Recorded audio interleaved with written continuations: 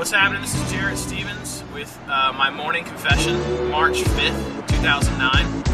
I've been in a conversation literally all week with a friend of mine who's really wrestling over the whole idea of desire versus discipline. And his whole thought was, man, what happens when you don't desire God? And honestly, you can make this about anything, but this conversation's about God. What happens when you don't desire God? What do you do? The tension he feels, and a lot of people go to, is that, well, you just go back to the disciplines that you know. You go back and do the things that you know to do, the things that have always worked, and desire will come from that. Desire will come.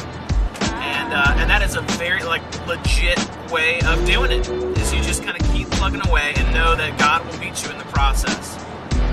His frustration and tension with that, though, is that just totally inauthentic spiritual activity? Are you just kind of going through the motions and there's no connection to God, and maybe you're not even aware that you don't desire God? You're just kind of doing what you've always done because you've always done it. And his desire is to desire God.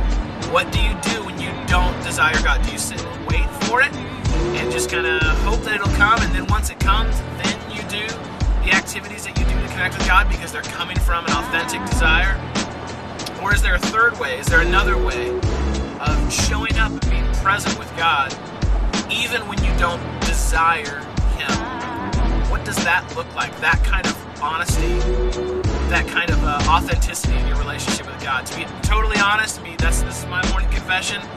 I tend to fall more on the side of it's hard for me at times to desire God. The truth is, I do what I desire, and I don't do what I don't want to do. And if I just look at my life, the things that I'm doing or I'm excited about doing or I give my energy and passion to are the things that I desire. And so if God is not one of those, what does that reveal about my life personally? What does that reveal about your life? The things that you're doing or not doing, what do they reveal about what you really desire or don't desire? Where does God fit in the middle of that? So that's really my thought for the day. I've been wrestling with this all week. To be honest, in my life, what I need to do is I just need to show up. Personally, I need to show up and say, God, I don't really desire you today, but I'm here, and I'm letting you know that deep down I know that I do. It's just today I don't. But deep down for the whole of my life, I do desire you, but today it's hard. So I'd love to hear from you. What do you do when you're in a spot where you just truly don't desire God? I'm not talking about not feeling like getting up to do a quiet time. That's surface level. I'm talking about beneath that, below that, when you truly in your life just don't want God. What do you do to desire Him again? So that's a thought. I'd love to hear your comments.